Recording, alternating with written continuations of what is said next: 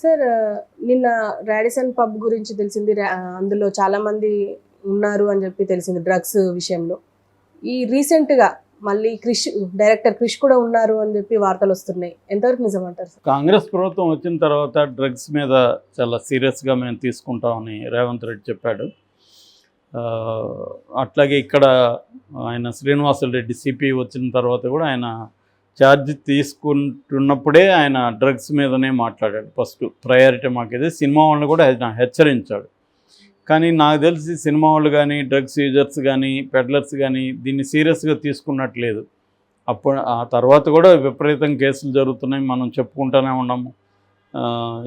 ఈ గవర్నమెంట్ వచ్చిన తర్వాత నాకు తెలిసి ఇది 4వ 5వ కేసు.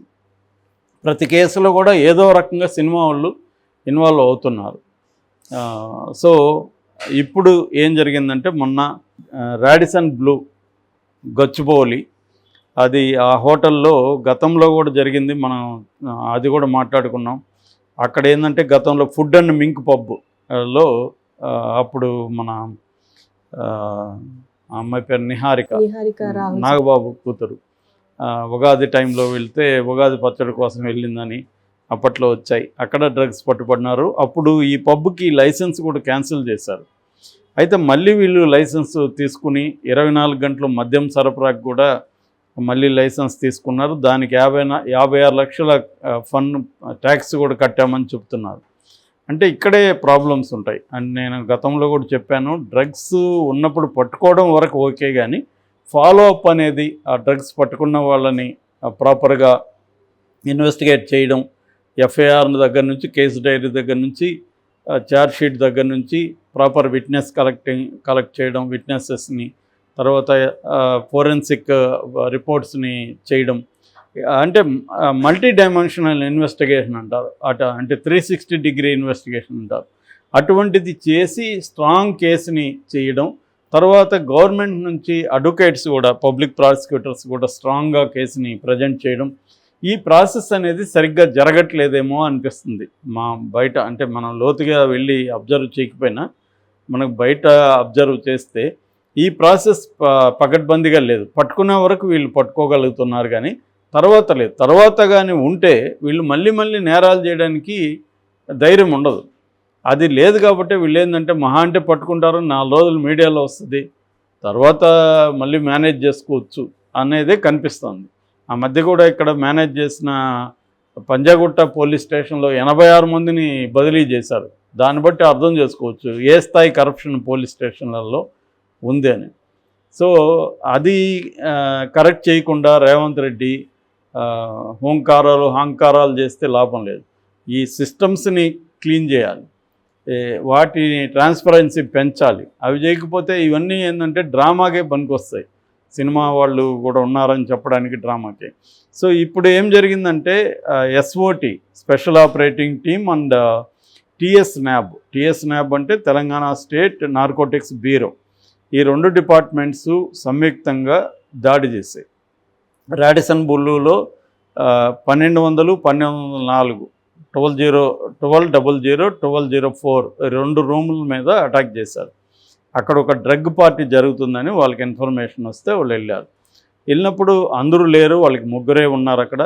సో ఈ డ్రగ్ పార్టీని అక్కడ పర్మనెంట్గా రూములు తీసుకొని గజ్జల వివేకానంద అనే అతను దీన్ని కండక్ట్ చేస్తున్నాడు. ఇతను ఎవరంటే గజ్జల యోగానంద వాళ్ళ కొడుకు. ఆ యోగానంద్ ఎవరంటే బీజేపీ నాయకుడు. గతంలో షేర్లింగంపల్లి నుంచి ఎమ్మెల్యేగా ఆయన పోటీ చేశాడు.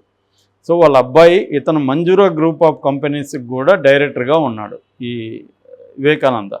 ఇతను ఏం చేస్తున్నాడంటే ఇలాగ తీసుకొని తన ఫ్రెండ్ సర్కిల్లో వాళ్ళ దగ్గర డబ్బు తీసుకొని వాళ్ళకి డ్రగ్స్ సరఫరా చేయడం, పార్టీలు కండక్ట్ చేయడం చేస్తున్నారు. ఇందులో ప్రధానంగా వాళ్ళకి కొకైన్ వాడే పౌడరు, తర్వాత దానికి సంబంధించిన పాలిథిన్ షీట్స్ అట్లాంటివి దొరికాయి పోలీసులకి, కవర్స్ అవన్నీ. సో ఈ గజ్జల వివేకానంద రెడ్డి పారిపోతే ఇంటి దగ్గర నుంచి పట్టుకొని అతనికి డ్రగ్ టెస్ట్ చేశారు. ఆ టెస్ట్లో ఇతను బయటపడ్డాడు. యాక్చువల్గా ఆ మధ్య కూడా మనకి జనవరి 1కి సంబంధించి కూడా డ్రగ్ ఎట్లాగైతే బ్రెత్ అనలైజర్స్ ఉన్నాయో డ్రగ్ కూడా అప్పటికప్పుడే చెప్పేసే ఇది కూడా ఎక్విప్మెంట్ కూడా తెప్పించారు. అయినప్పటికీ కూడా దాని ద్వారా ఎంతమందిని పట్టుకున్నారనేది మనకి ఇంకా తెలియదు. ఏదేమైనా ఇతనికి ప్రాపర్గా టెస్ట్ చేస్తే ఇతను డ్రగ్ అబ్యూజ్ బయటపడింది. దాంతో అతను కన్ఫెషన్ కూడా అయ్యాడు. దాంతో మొత్తంగా ఇప్పుడు 9 మంది మీద కేసు పెట్టారు. 9 మంది అరెస్ట్ అయ్యారు. అందులో 2 ఉమెన్ కూడా ఉన్నారు.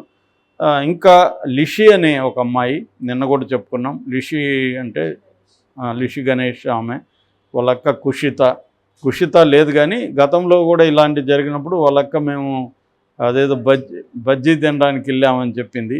సో ఇది కూడా ఇప్పుడు బజ్జీ తినడానికి ఇక్కడికి వెళ్ళారని మీమ్స్ పెడుతున్నారు. లిషి, శ్వేత, సందీప్ ముగ్గురు దొరకట్లేదు. చరణ్ అనే అబ్బాయి బెంగళూరులో దొరికాడు. గజ్జల వివేకానంద, కేదారు, నిర్భయ్ వీళ్ళు అరెస్ట్ అయ్యారు. ఈ కేదార్ ఎవరంటే ఇతను ప్రొడ్యూసర్. గతంలో ఆనంద్ దేవరకొండతో సినిమా అనౌన్స్ చేశాడు. విజయ్ దేవరకొండ సుకుమార్తో కూడా సినిమా తీస్తున్నా అన్నాడు. మన Bunny alias Allu Arjun business partner అని చెప్తున్నారు. ఇతని పేరు చిలగం శెట్టి కేదార్నాథ్ పూర్తి పేరు. సో ఈ కేదార్నాథ్ కూడా అరెస్ట్ అయ్యాడని చెప్తున్నారు. అతనికి కూడా టెస్ట్ చేస్తే డ్రగ్స్ తీసుకున్నాడు. ఇప్పుడు ఇంకొక వార్త ఏం వైరల్ అవుతుందంటే డైరెక్టర్ క్రిష్ కూడా ఇక్కడ ఉన్నాడు అని. అయితే డీసీపీ వినీత్, మాదాపూర్ డీసీపీ వినీత్ నిన్న ప్రెస్ మీట్లో ఏం చెప్పాడంటే అతను ఈ పార్టీలో పార్టిసిపేట్ చేసినట్టయితే మాకు ఇన్ఫర్మేషన్ లేదు, కానీ అక్కడ వాళ్ళ ఫ్రెండ్ కలవడానికి వచ్చి తర్వాత డ్రైవర్ వచ్చినాక అతను వచ్చేసానని చెప్తున్నాడు.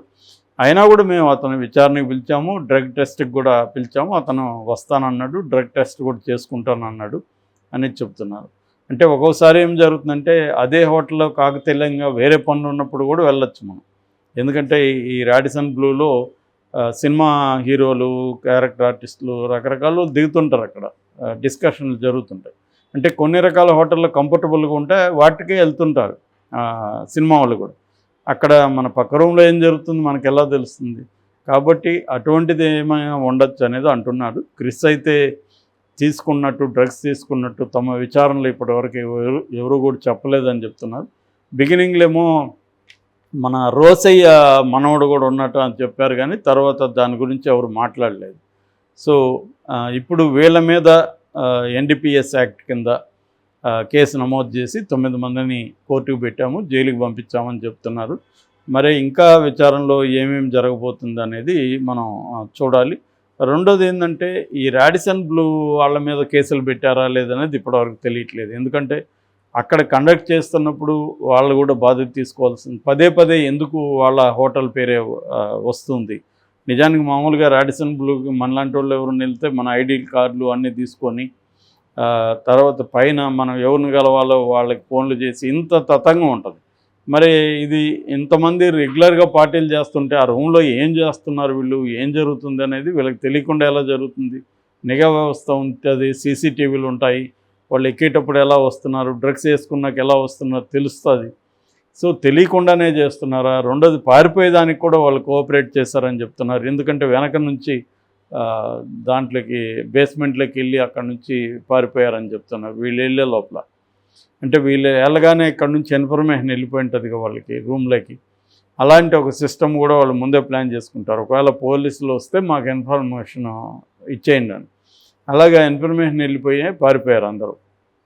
సో వీళ్ళని ఇప్పుడు పోలీసులు ఏంటంటే ఇది వీళ్ళని పట్టుకోవాల్సి ఉంది, పట్టుకున్నాక ప్రాపర్గా కేసుని చేయాల్సి ఉంది. రెండోది దీనికి ఒక కింగ్ పిన్ ఉన్నాడు, అతను సయ్యద్ అబ్బాస్ అలీ. ఇతను దాదాపు 10 సార్లు ఈ వివేకానందకి డ్రగ్స్ సప్లై చేసినట్టు చెప్తున్నారు. అతన్ని కూడా అదుపులోకి తీసుకున్నామని చెప్తున్నారు పోలీసులు. సో నిజానికి అతని ద్వారానే మొత్తం కూడా డొంకంతా కూడా కదపచ్చు వీళ్ళు. ఎందుకంటే అతనికి ఎక్కడి నుంచి వస్తున్నాయి, అతను ఎక్కడి నుంచి వీళ్ళకి సప్లై చేస్తున్నాడు అంటే మెయిన్ సప్లయర్ ఎవరు? మామూలుగా అయితే పూణే నుంచి, బెంగళూరు నుంచి, గోవా, ఈ 3 ప్లేసులు మెయిన్గా గోవా, తర్వాత బెంగళూరు కూడా ఈ మధ్య బాగా వినిపిస్తుంది. అక్కడి నుంచి డ్రగ్స్ వస్తున్నాయన్నమాట. ఎందుకంటే సముద్రం దగ్గర ఉండడం, సముద్రం ద్వారా వీటిని తీసుకురావడం, ఇవన్నీ. ఇది కొకైన్, గాంజా కాదు. మామూలుగా గాంజా అయితే మామూలుగా మనకి NDPS చట్టం ఏం చెప్తుందంటే 2 సింపుల్ డ్రగ్స్ తక్కువ క్వాంటిటీ ఉన్నదాన్ని ఒక రకమైన శిక్ష ఉంటుంది, కమర్షియల్ క్వాంటిటీ ఉంటే సివియర్ పనిష్మెంట్ ఉంటుంది అన్నమాట. సో ఇది కమర్షియల్ క్వాంటిటీ అని చెప్తున్నారు. సో దీనికి ఈ కేసు ఫర్దర్గా ఎలా ముందుకెళ్తుంది అనేది చూడాలి మనం.